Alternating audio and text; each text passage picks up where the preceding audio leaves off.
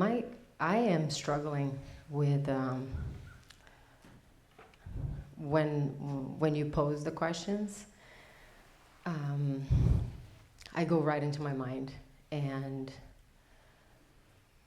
then I get lost in my mind, and I'm totally identified with, in your vernacular, the separate self. Did I mention the separate self? You didn't. You didn't. I just have seen all the YouTubes that I could get to, and I have read. The purpose of the YouTube clips is only to get you here. Once you're here, you should forget them. I am just struggling because I'm so not pieced out, and I really want to be pieced out. Did I mention anything about peace? Yeah. I was very careful this morning and last night. You're being too careful. Yeah, I'm not there, so I would love some exercises to get out of my head. I was not planning on crying either, so anyway, everything is coming out totally different. But yeah, So if you could give more exercises. You started by saying you were struggling with these questions. So let's just take one of the questions. You choose which one.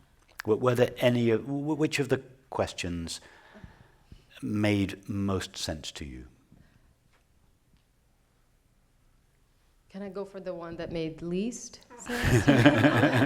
Sure. Who am I? That No, the who am I question is banned. it's hard. Yeah. Okay. And I might be butchering your question. What I heard was, in what does my experience take place? Oh, okay. Yeah? Okay. Let's start with that. Okay. In what does my experience appear? Yeah. So, by experience, you understand. I just mean thoughts, feelings, the sensation of your hand on the mic, the perception of this room, or the sound of this voice. Yes? So, would you agree that all your experiences, all these objects of experience, appear and disappear? Yeah. Okay. Would you agree that something that appears and disappears must appear and disappear in something or on something? Yeah. You can't have a movie without a screen or a cloud without a sky. Don't say yes if you don't understand, because as soon as we stop understanding each other, everything downstream will not make sense to you. So don't feel shy about saying no if what I'm suggesting is not absolutely clear. The movie example, I get it. I Yeah. can't see a movie without the screen. Okay. You know, I get those. The clouds with the sky. Okay. It's just I bump into a wall. When you know. try to relate it to your experience. Yeah. Okay, perfect. Yeah. So take a thought. Don't tell us what it is. Any thought. Okay. Doesn't matter. It's content. And already that thought has vanished, yes? Yes. So that thought, before I suggested taking the thought, it had not yet appeared. And by now it has already disappeared. For a brief length of time it was present. It existed. Yes? Now,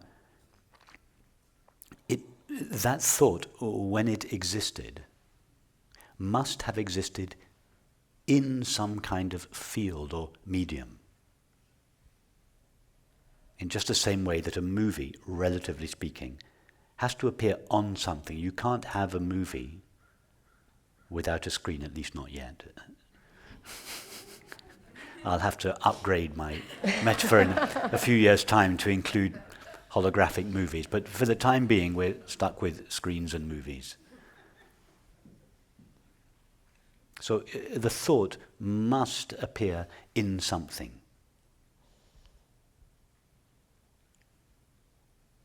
Do you understand that?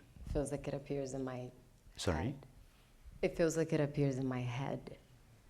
Well, hang on. Okay, so this is where you're You depart from experience when you say that. You say that thought appears in my head. Because it doesn't appear in that corner of the room.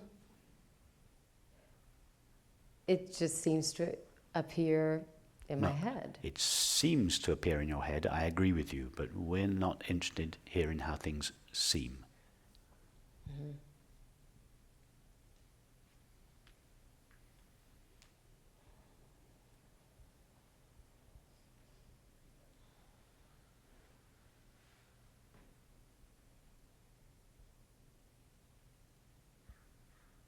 Has anyone ever found a thought in a head? Has anyone, a brain surgeon or someone just doing a brain scan, has anyone ever found, oh, there's a thought.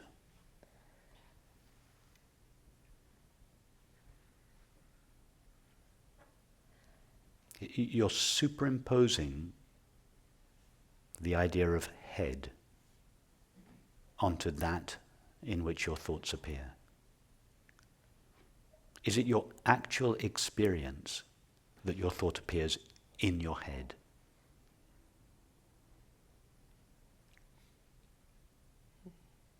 No. Where does I can't say where it appears. Okay, that's very good. You can't say where. That's a good start, because up until a few minutes ago you were convinced that your thought appears in your head. So now you've taken one step. I don't know in what my thought appears. That's a very good step. It's a big step.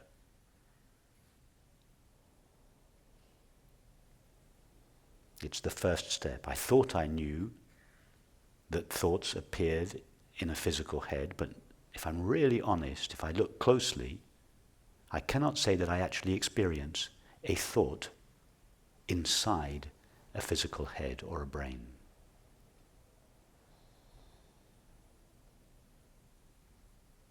What about your feelings? Where do they appear? Or in what? Your feelings come and go. Mm-hmm. Yes? They must come and go in something, in some kind of field or medium. What do they appear and disappear in?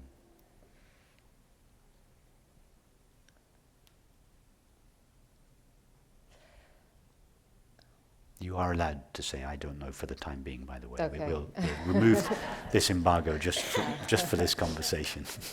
I don't know. Okay. I have physical sensations that accompany the feelings, and that's about what I can say about that. Okay, but what do those, what you call physical sensations, appear in? They also come and go. They do. What do they come and go in? Oh, the physical sensations are in my body for sure. Yeah. Like my chest or my stomach or in this area, if we don't put names on it. You say your physical sensations for sure appear in your body, but your experience of your body at this moment is itself a physical sensation. In fact, it's just a sensation. Oh, that's true. What does that sensation appear in?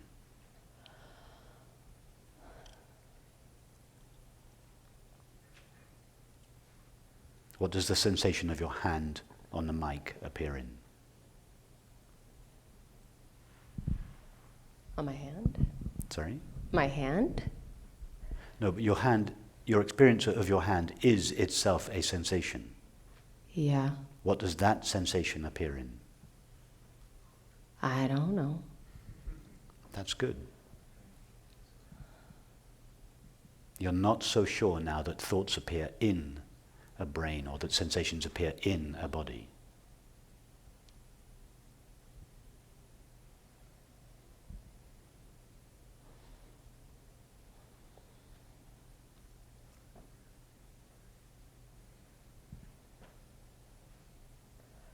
What does the sound of my voice appear in? This sound is appearing and disappearing.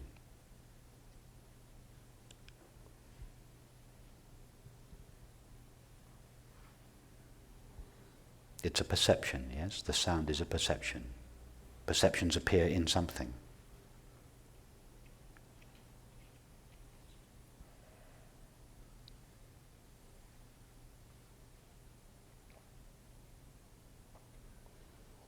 That's very good. You can't find it. That's a very good start. But at the same time, do you not feel that your thoughts and feelings and sensations and perceptions appear in you? Mm-hmm.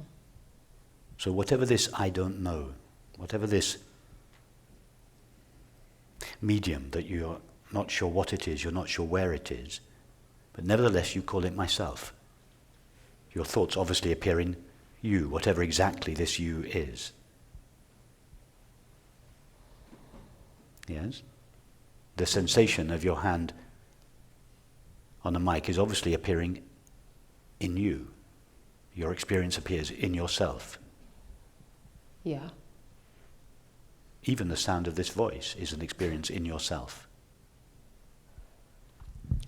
But it's attached somehow to this body, right? Because if I was at home right now, I wouldn't be having these Okay, sensations. but let's not go into, let's not speculate if you were at home. Let's just try and stay with your current experience. Okay.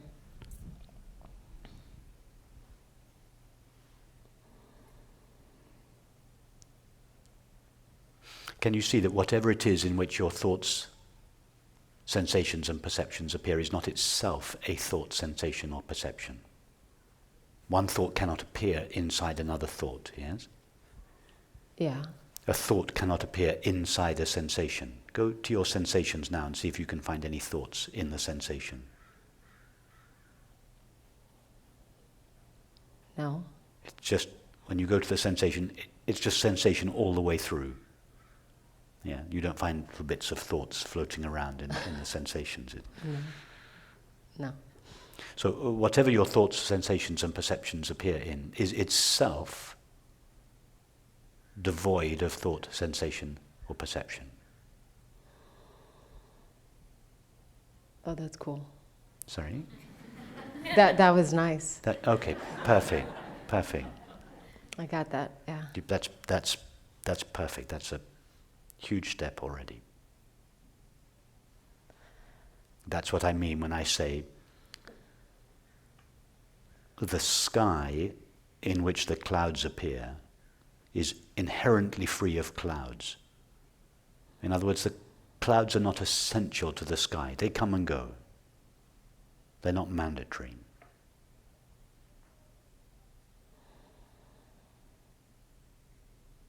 Whatever the clouds appear in, relatively speaking, is itself inherently free of clouds.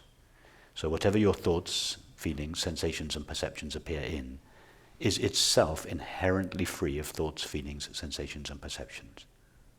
Yeah? Yep. And remember, that is what you call yourself. My thoughts appear in me.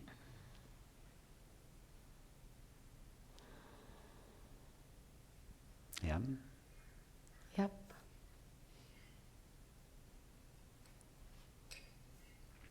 And when a thought disappears, what happens? Let's now, I'm now going to have to use the first noun to describe it. Can we agree that whatever our thoughts, sensations and perceptions appear in could be likened to a space, in the sense that space is the container of physical objects? Yeah, so the sky is like a space in which the clouds appear. This room is like a space in which the objects appear. So this that your thoughts, feelings, sensations and perceptions appear in is a kind of space. But it's not a physical space, but it's an aware space. Yes? Which you call myself. Yeah? Mm-hmm. Tell me, as soon as we separate, I'm following that. let me know. So what happens to this space of yourself when a thought disappears?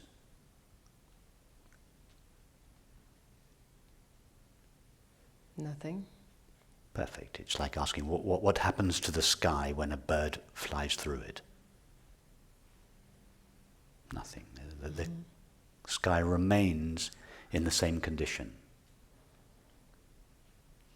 Even when a thunderstorm passes through the sky, the thunderstorm doesn't leave any trace on the sky. Yeah? So the bird could be likened to one of your thoughts. A thunderstorm is more like one of your feelings. It lasts a little bit longer and it's a little bit darker. Yeah. So, and it hangs around for longer. But nevertheless, the feeling appears in this, let's just call it a space-like presence, hangs around for a while, and then it vanishes. What effect does it have on the space-like presence?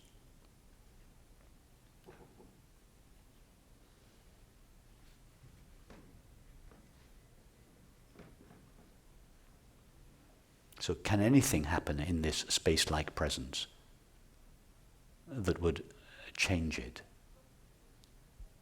Change the space. Change, yes. Does any type of weather leave a permanent effect on the sky? Or does the sky always return to its original pristine condition?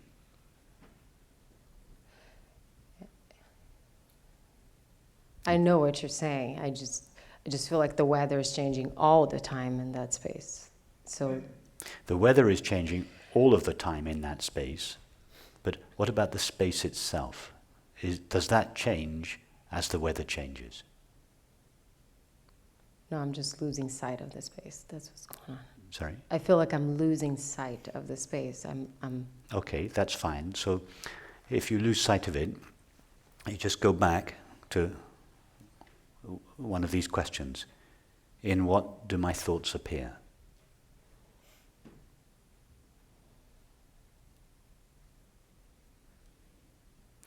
Don't try to find that space. If I were to ask you now, direct your attention towards these flowers. Yeah, that's easy. It's easy. And what about if I were to ask you now, direct your attention to the tingling sensation at the soles of your feet? Got it. And if I were to ask you now, direct your attention to your most intimate thoughts and feelings. You can go there, yeah? Mm-hmm. Quite easy. Now, what if I were to ask you, direct your attention to the space in which these thoughts, feelings, and perceptions appear?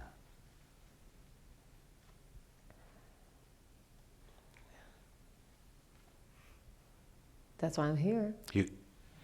Sorry? That's why I'm here. That's why you're here. Yes, but that's right. But try specifically, in the same way that you directed your attention towards the flower, the sensation, or the thought, see if you can direct your attention towards the space in which they appear.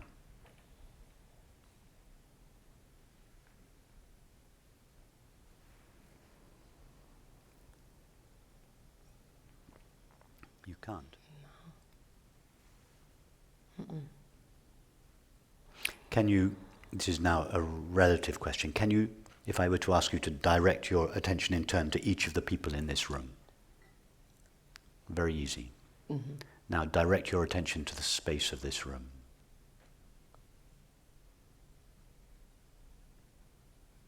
What do you do with your attention? Do you direct it somewhere? It ends up on the objects, for sure.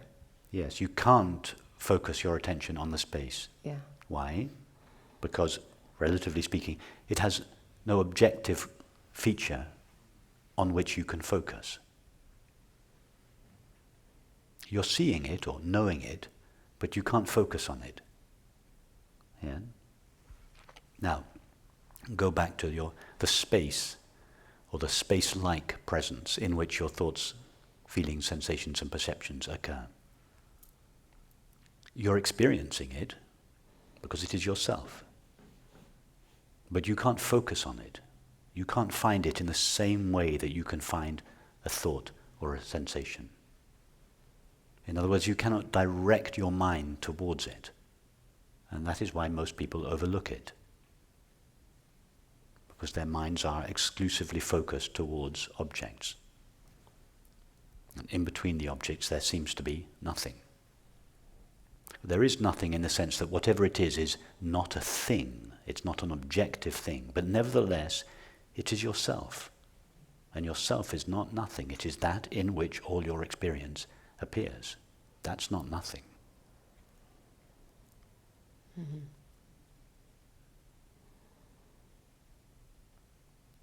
It is true that whatever that is inherently empty of objective experience. Thoughts are not essential to it.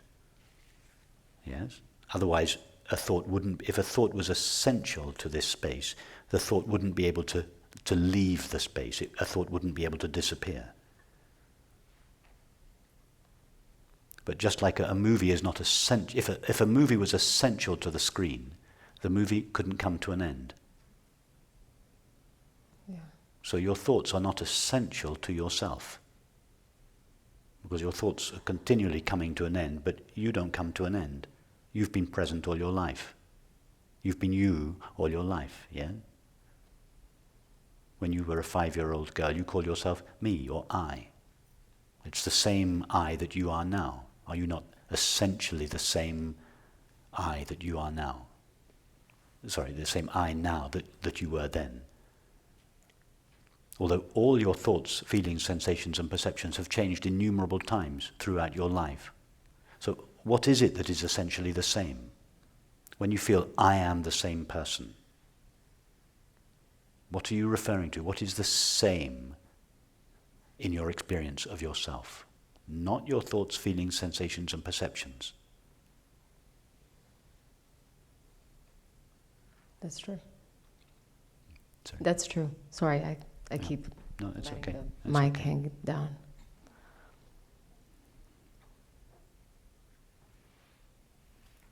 Okay. Let's leave it at that for now. Thank you.